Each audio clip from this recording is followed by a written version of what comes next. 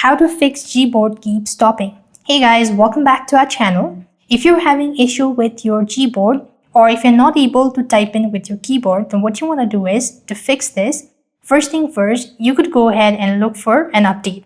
So if you're on your Android device, you could go to Play Store, and if you're on your Apple device, you could go to App Store. So here, tap the search bar, and on the search, you could go ahead and type in Gboard. So here, you want to look for an update. Sometimes it could be an issue with an outdated version as well. So if you see update right next to this open button, then you have to update it, just wait for it, and that should be able to fix your issue. However, if that's not the issue, you could also do this. Simply close this app and go to the home page and locate settings. As you go to the settings page, you then need to scroll down a bit. Look for apps. Now, here as well, you want to go ahead and look for Gboard. You could use the search bar, or you could also scroll down all the way to the bottom as well.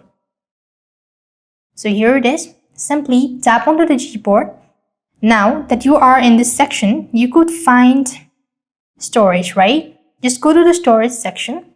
Then you want to make sure to go ahead and tap onto cache, or just go to clear cache.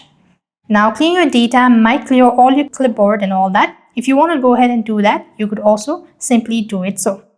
Now that you've done this, and if you're still unable to fix it, then what I suggest you doing is hold on to your side button and restart the device, or you could simply swipe down from the very top and then tap onto this power icon, and you could go ahead and restart your device, and that should definitely help you out.